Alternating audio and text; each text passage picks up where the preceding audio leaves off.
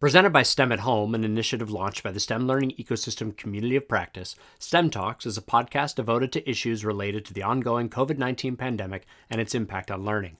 STEM Ecosystems will continue to bring you lively and informative conversations with thought leaders, parents, students, and others all thinking about the pandemic and the need for STEM learning. Today's episode is a continuation of our panel conversation from a few weeks ago with Linton Wells and David Bray. I had the opportunity to dig a little deeper into the steps that people and organizations should take to address the digital divide and equity issues that are more apparent now than ever before. Welcome. I'd like to welcome David Bray, the director at the Geotech Center with the Atlantic Council, and Linton Wells, executive advisor to the Center for Resilient and Sustainable Communities at George Mason University. And also, I just learned just minutes ago, a newly minted senior fellow at the Geotech Center with David. So welcome, Lynn. Welcome, David. Thanks, Jeremy. Great to be here with you. So guys, we had a really great conversation with the two of you and some others a couple weeks ago, and it's really lit a firestorm of community members looking for things that they can do. They realize the problem, they see the problem, they agree with the problem, and it's never been more evident. And they want to know, I've got this time now, I've got this fire, I've got this passion. What are the kind of specific, tangible, actionable things that we can do with the STEM Learning Ecosystems Community of Practice to make a change in this country right now? David, where's your mind on this? What can people do?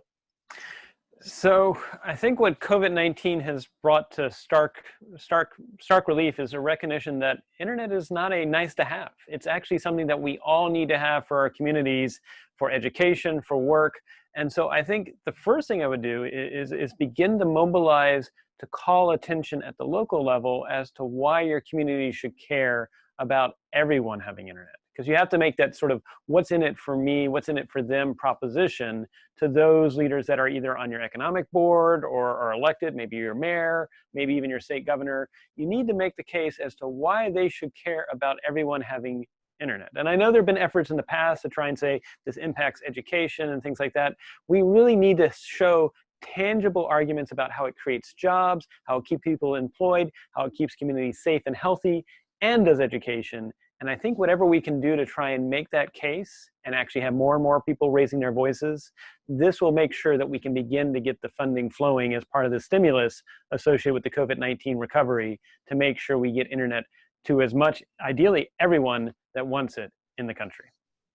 So I know that I can talk to the people at my local government, my state government, and to the federal government, and talk to them about why electricity is critical for everyone and why we can't turn the heat off in people's homes, especially in the winter.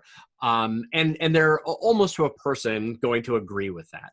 But I think you're right. I think that if I talk to a lot of people and sort of make this kind of just initial case that internet should be held up at that same level and internet access should be held up at that same level, a lot of them on both sides of the aisle, frankly, are going to look at me like I have two heads. So Lynn, if I was to go to somebody right now and try to make that argument, what would you say to somebody who's in a position to be able to start to change laws and funding to make this possible? Well, I think one of the key issues, one thing that surprised me in the earlier session was that a large percentage of the people who are not connected are not folks in rural areas or tribal reservations, but actually in the inner city. And so it's not that there's not broadband available to them, but they don't trust it. They don't see the need for it. And so I think one of the issues is to reinforce what David said is start with a compelling set of arguments about the value that this brings to, say, your constituents, one. And two, addressing some of the reasons why they might not either want to have internet or trust the providers of the internet.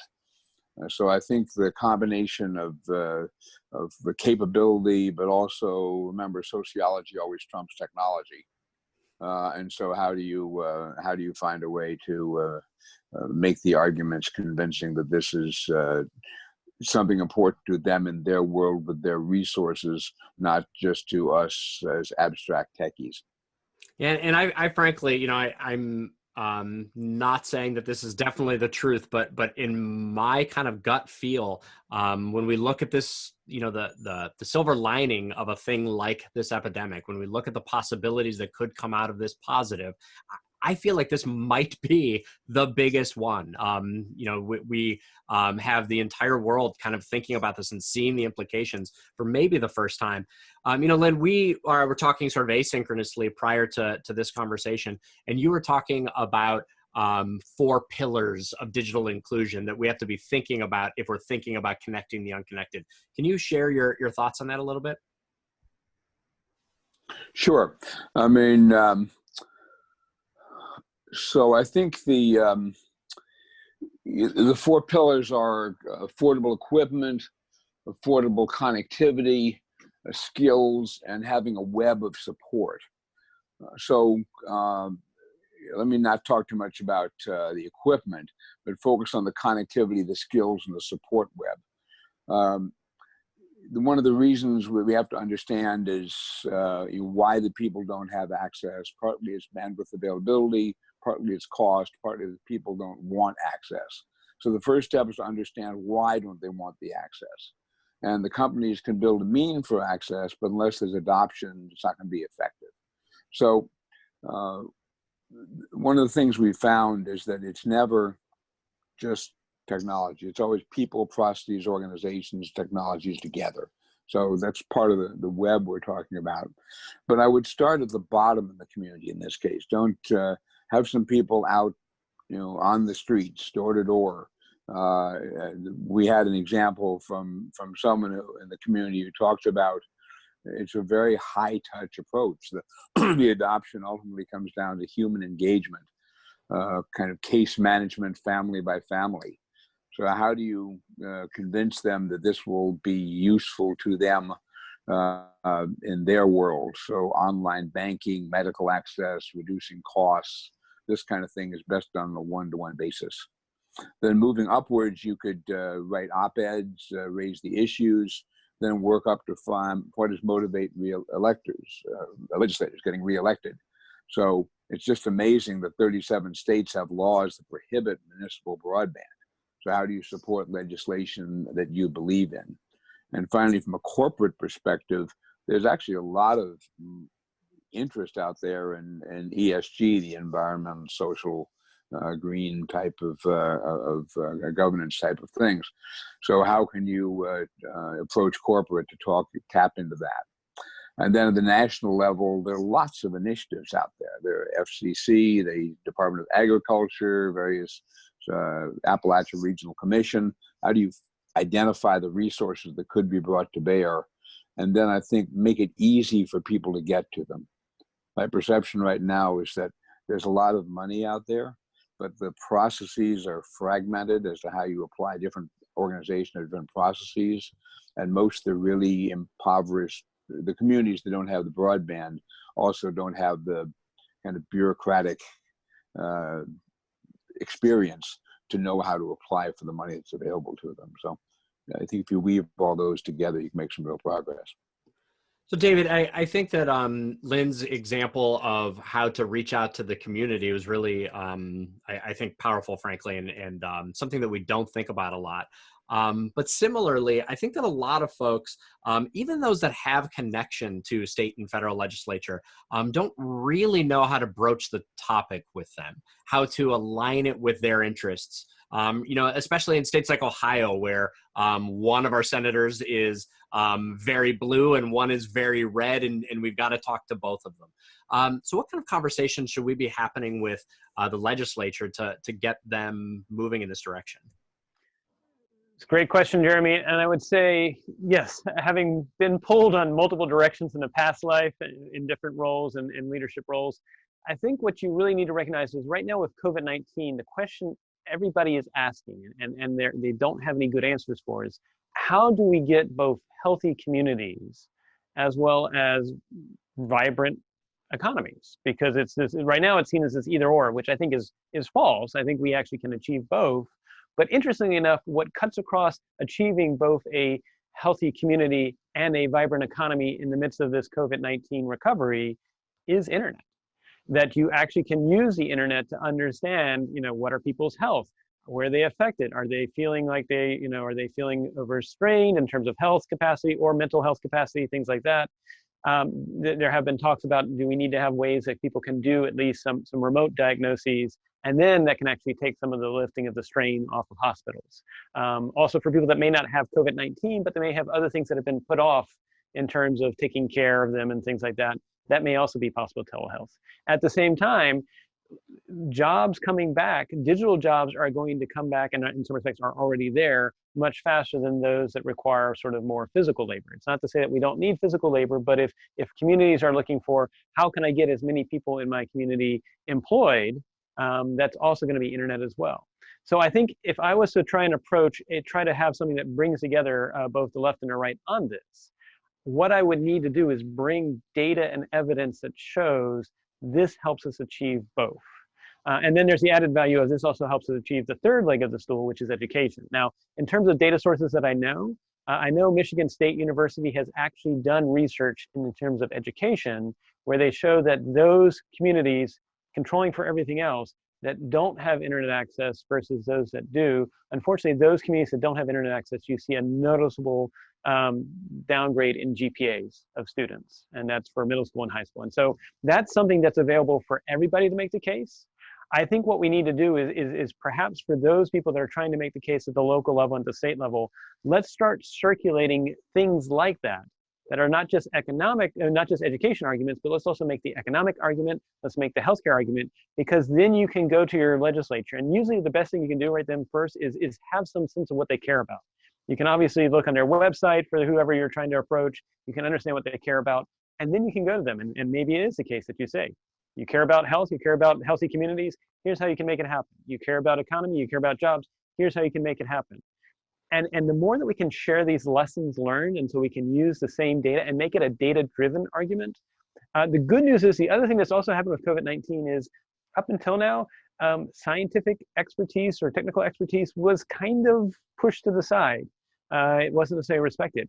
As we continue to go through this crisis, it does seem like there's more and more of a weight being placed on science and technology. Now, there's still a lot of misinformation and disinformation around that, but I think people have realized that the only way through this crisis is, at the end of the day, it's not politics. It really is using science and technology to make that case. And so I personally would sort of take everything that Lynn mentioned and figure out how we can make education, economic, and health arguments to our legislatures as something that can actually then be something that brings them together in the middle.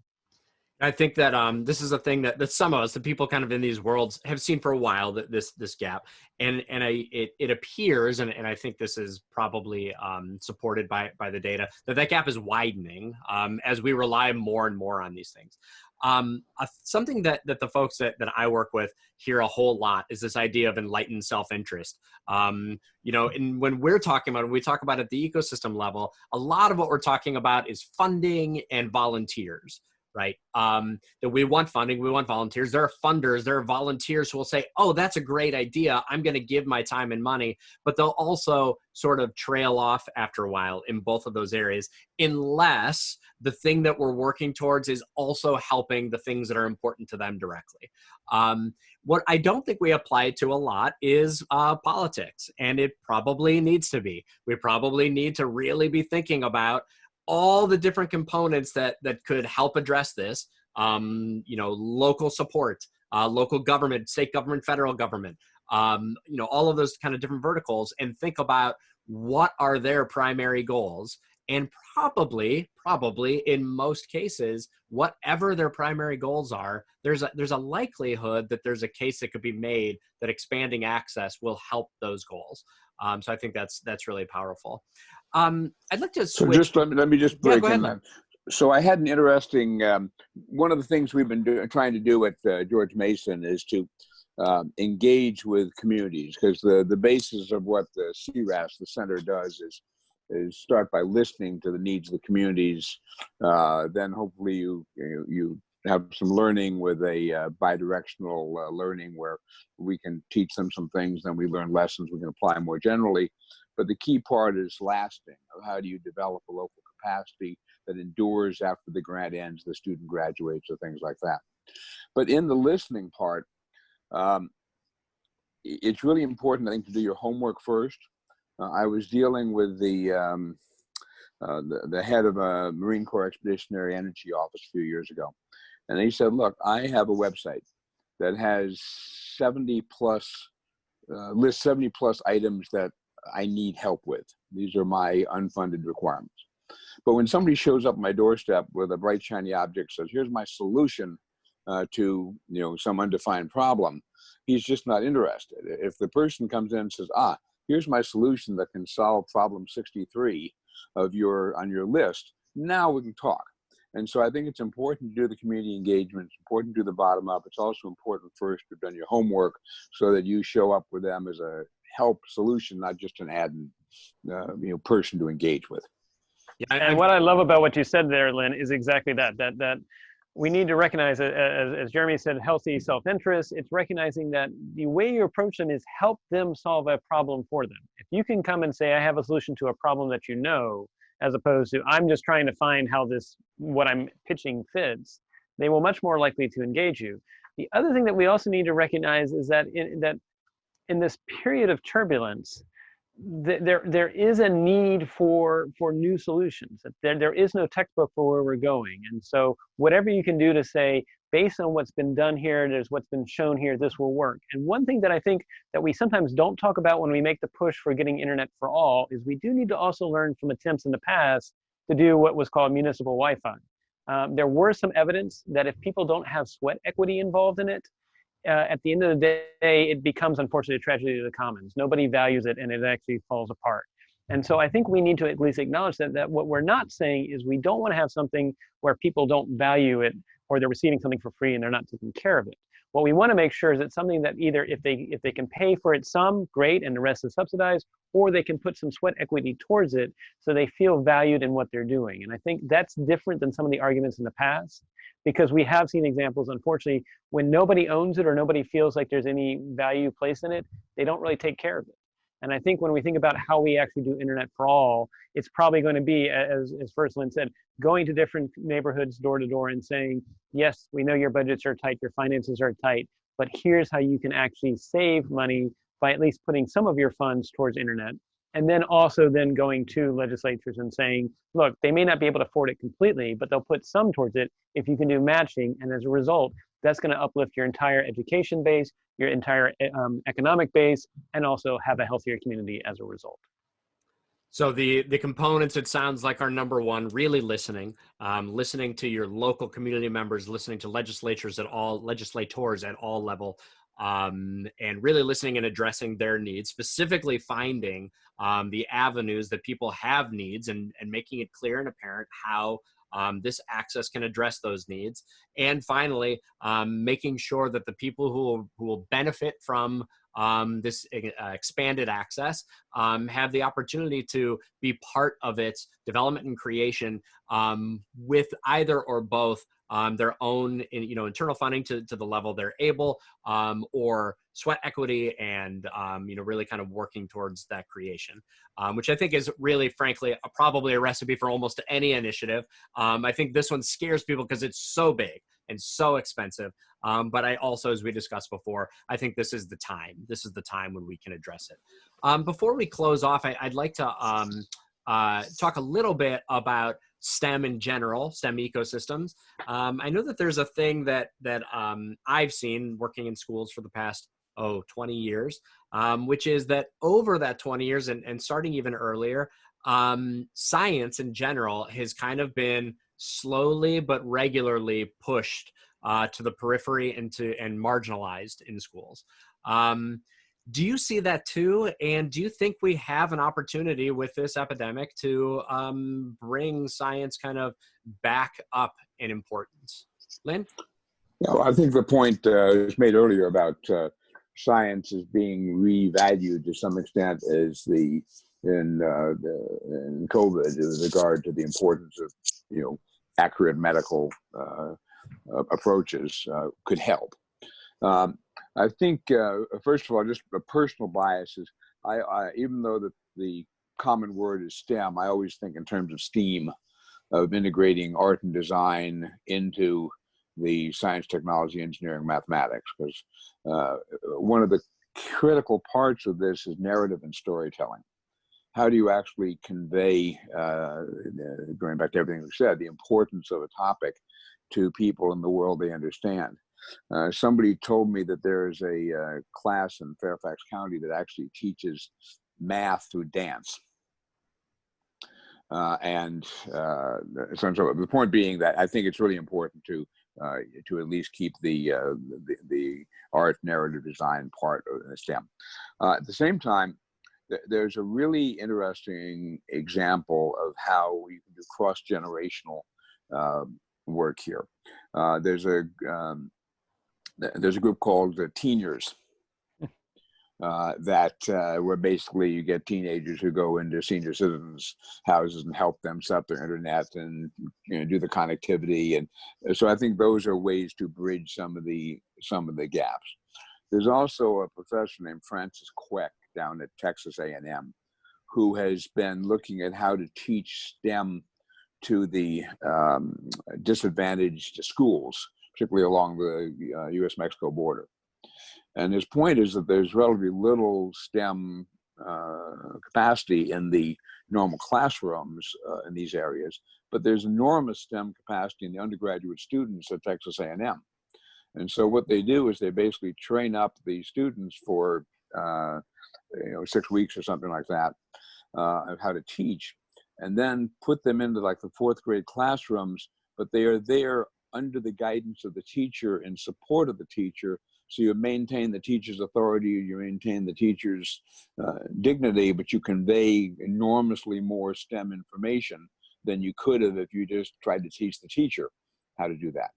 And so it seems to me some of these, there's a real resource out here in transgenerational work in STEM that we probably could tap into more.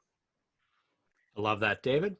Well, I love what Lynn was saying about making sure we work across generations. I think so. First, I agree with you, Jeremy, that as someone who did computer science and biology, and that was my background, I actually feel like we have gone backwards over the last 20 years, which is very disappointing to see. At the Geotech Center, we work with colleagues from around the world in Europe and Asia and otherwise, and they do think it's kind of an interesting U.S. phenomenon. They're actually like, why is the U.S. sort of not leading the way when it comes to science technology? And so maybe to go to the balcony and actually look and try to figure out why is this happening. I'd like to put forward a theory of the case that during the Cold War, we recognized when we had that Sputnik moment that we had to invest in science, technology, and education and mathematics as a way to make sure we didn't necessarily lose the Cold War and lose the open and free societies that we had. We choose to go to the moon in this decade and do the other things, not because they are easy, but because they are hard. Because that goal will serve to organize and measure the best of our energies and skills. Because that challenge is one that we're willing to accept, one we are unwilling to postpone, and one we intend to win. I actually was fortunate enough to be at the very end in the late 90s when the Cold War was in theory over. I was still found by the US government and actually offered a job at a physics facility at a very young age, and I had an opportunity to do that. That's something that's not done anymore. And you can also hear stories both from Vint Cerf, but other colleagues as well that have worked with him on the internet and with DARPA. This was talent from people that were all around the United States, whether it be Idaho or Nebraska or from the coast. That was something that was done in the past when talent was valued as something that could help us address that. And so the interesting question now is with COVID-19, obviously we're not in some sort of Cold War with another country, fortunately, but we may be at war with the virus, and it may be that we need all aspects of science, technology, engineering, mathematics, including the arts, to get through this and actually build a better world. And so the question is U.S. government, our state governments, our countries around the world willing to start to scout for talent everywhere, which would actually then make the case for why you want the internet, because that's how you're going to find the talent and you're going to actually connect the talent. But I raise that because if we've lost what happened in the past, which brought people together as a way of finding talent and valued science and technology to help actually move forward with a vision of where you want to go, then don't be surprised that it's not valued. And I agree with you that we sort of have fell backwards. It seems like right now, anyone who does bring science or technology is dismissed. Things are done much more anecdotally than they are in terms of using empirical methods and actually trying to say, well, you can run the test yourself, or you can go through this thought experiment yourself and see what turns out. But I think there may be light at the end of the tunnel with COVID-19 saying, if we've got to figure out how to build a better world and not just revert back to the way things were in 2019, but do a better world, both in terms of how we are healthy, how we have economies. But you also mentioned this widening gap and this polarization. We need science to help figure out how we bring people together, how we have shared narratives, how we have middle. Because if we don't, then we're going to pull ourselves apart.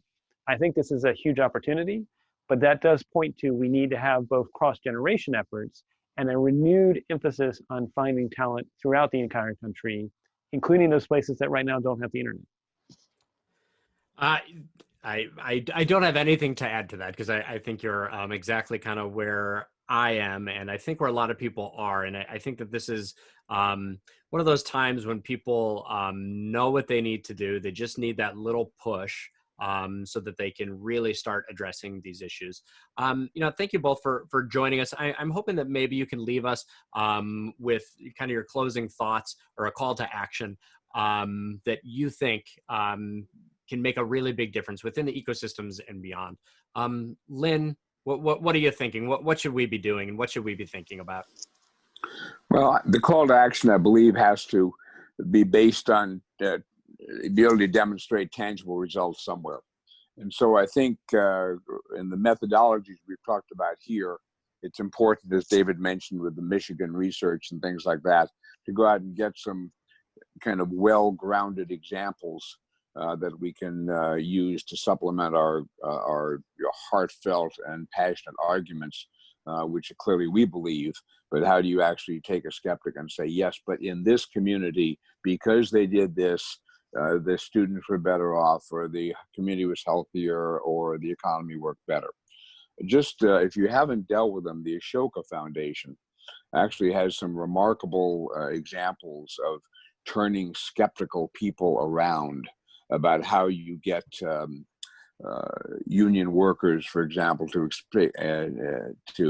accept more automation based on arguments that this is affecting your children, will increase the size of their children's college funds and things like that. Really some non-traditional arguments. So I think there are ways to do it. I would just say, let's do it with tangible, hard evidence from concrete examples.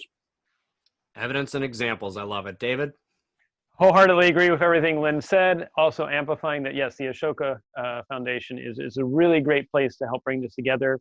The efforts that you're doing, Jeremy, and others on this.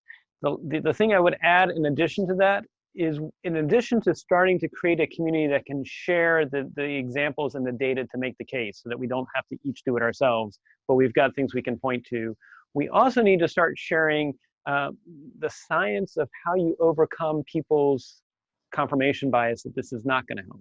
And this is sort of like what Lynn was saying, that Ashoka does some of it.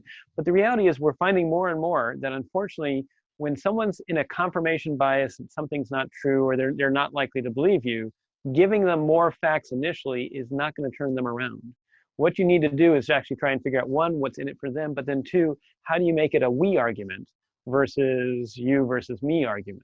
And I think that's going to be something that we can share to the community as well, is effective messaging to convince leaders at the local level, state level, or federal level that might be initially against you, or might be dealing with misinformation, disinformation that has predisposed them a certain way. And I have to admit, I mean, we all have scars, Lynn and I and others, from trying to do this, but that means we have to continue with resilience, with grit, and most importantly, creativity, where we're all sharing how to do this well and we're all learning together, because we've got to make the case. Because like you said, now is the moment. As we rebuild post-COVID-19, let's make sure we get the internet to everybody who wants it. Well, you heard it. Now is the moment, everyone. David, Lynn, thank you for joining us again. We're incredibly grateful and hope to continue to learn from you throughout this epidemic and beyond.